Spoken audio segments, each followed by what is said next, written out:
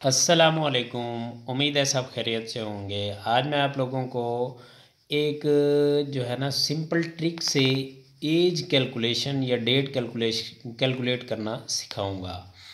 वैसे M S Excel में जो है ना वो मुख्तलिफ़ फार्मूलाज से डेट निकाली जाती है या डेट कैलकुलेट की जाती है या किसी की एज कैलकुलेट की जाती है इन मंथ, ईयर और डेज़ में।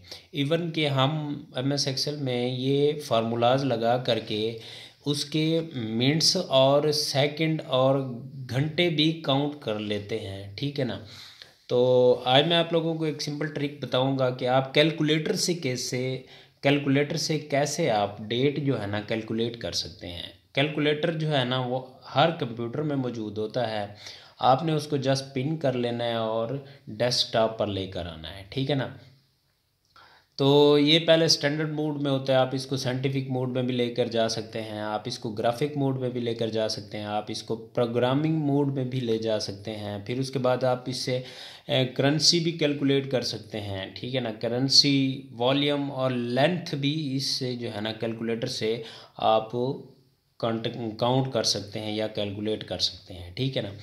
तो यहाँ पर एक फंक्शन आ जाता है डेट कैलकुलेशन का, ठीक है ना। आप इससे जो है ना किसी की भी डेट ऑफ बर्थ से आप एज कैलकुलेट इजीली कर सकते हैं। आप ये भी कैलकुलेट कर सकते हैं कि नेक्स्ट आने वाले 10 सालों में क्या डेट होगी, आने वाले 10 सालों आज से लेकर के आने वाले 10 साल में कितने डेज बनेंगे और कितने साल लगेंगे। ये सारा कुछ जो है ना आप इजीली इस कैलकुलेटर से कैलकुलेट कर सकते हैं। मुख्तलिफ़ फॉर्म्स में काम करने वालों को जो यानी कि क्विक रिस्पॉन्स बॉस को ज़रूरत होती है, तो उनको चाहिए कि ये वाले जो है ना ट्रिक देख करके ये वाली ट्रिक आप लोगों ने यूज़ करनी है, ठीक है ना।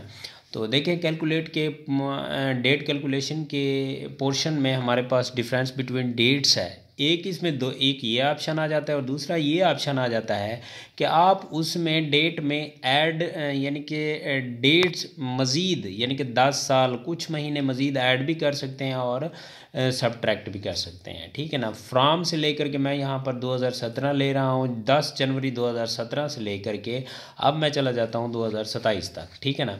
अब मैं ये चेक कर रहा हूँ कि 2027 जून तक, 8 जून 2027 तक कितने दिन, कितने मंथ, कितने वीक्स और कितने डे बनते हैं। वो बता रहा है 10 साल 4 महीने 4 वीक 1 दिन, 3801 दिन बन रहा है, ठीक है ना। अगर मैं यहाँ पर करंट डेट कर दूँ, ठीक है ना। करंट डेट का वो बता रहा है 6 साल 10 माह 1 हफ्ता और 4 दिन, ठीक है ना। फिर उसके बाद मैं यहाँ पर किसी की एज कैलकुलेट करता हूँ, ठीक है ना।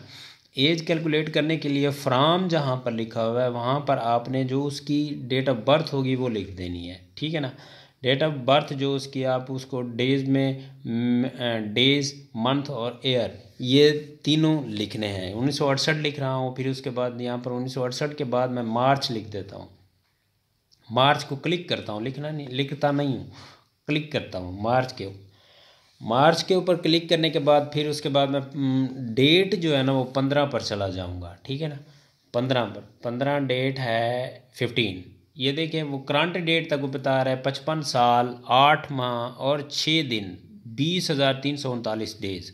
फिर उसके बाद नेक्स्ट पोर्शन जो है वो मैंने आपको बताया हुआ है कि आप उसमें अगर 1968 में मज़ीद डे, ईयर, मंथ और डे ऐड करेंगे तो क्या होगा, क्या जवाब देगा। अगर आप सब्ट्रैक्ट करेंगे तो क्या जवाब देगा, ठीक है ना। जिस तरह मैं यहाँ पर जो है ना 1968 15 मार्च 1968 में 23 साल नहीं 21 साल 11 माह और 23 कर देता हूँ इसको, 23 11 और उसमें 21 वो बता रहा है मार्च 23 मार्च 1944 सब्ट्रैक्ट करने से अगर यही डेट ऐड कर दी जाए 7 मार्च 1992 बनता है, ठीक है ना। ये इजीली आप इससे जो है ना मतलब डेट आप कुछ साल, कुछ दिन और कुछ मंथ ऐड करके आप उससे इजीली ये उसकी नेक्स्ट डेट भी ईज़िली निकाल सकते हैं। ठीक है, मज़ीद इस तरह की टिप्स एंड ट्रिक्स हासिल करने के लिए आप हमारे पेज को, यूट्यूब चैनल को सब्सक्राइब करें, फॉलो करें और हमारी वीडियोज़ को दोस्तों में ज़्यादा से ज़्यादा शेयर करें। शुक्रिया।